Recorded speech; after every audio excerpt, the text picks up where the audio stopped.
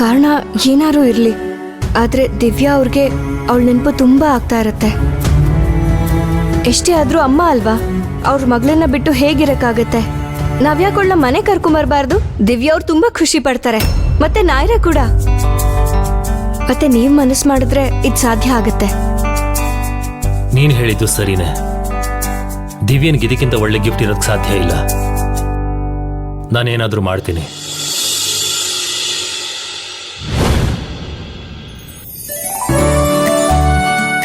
ನಾನು ನಿನಗೆ ಮಾತು ಕೊಟ್ಟಿದ್ದೆ, ನಿನ್ನ ಮತ್ತೆ ನಿನ್ನ ಸಂತೋಷದ ಜವಾಬ್ದಾರಿ ನಂದು ಅಂತ.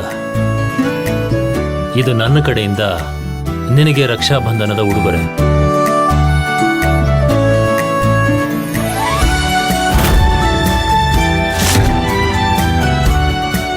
ನನಗೆ ಖುಷಿ ಆಯ್ತು ಇದನ್ನೆಲ್ಲ ನೋಡಿ. ನೀವೆಲ್ಲರೂ ಖುಷಿಯಾಗಿದ್ದೀರಾ ನಾಯ್ರ ಬಂದಿರೋದ್ರಿಂದ.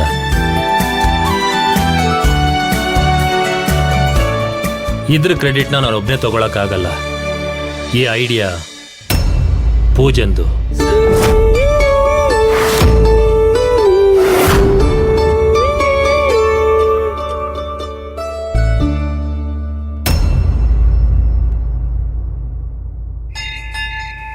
ಧರ ಅವ್ರೆ, ನನಗೆ ತುಂಬಾ ಸಂಕಟ ಆಗ್ತಾ ಇದೆ.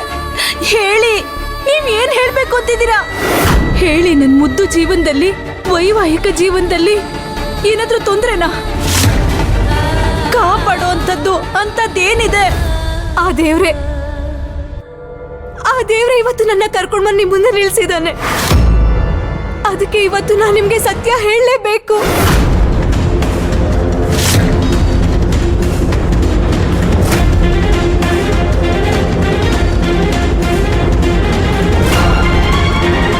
ಎಂತ ಸತ್ಯಧರ ಅವ್ರೆ, ಯಾವ ಸತ್ಯದ ವಿಷಯ ಮಾತಾಡ್ತಿದ್ದೀರಾ? ಅದು ಪೂಜಾ ಮದ್ವೆ ಸಂಬಂಧದ ಬಗ್ಗೆ.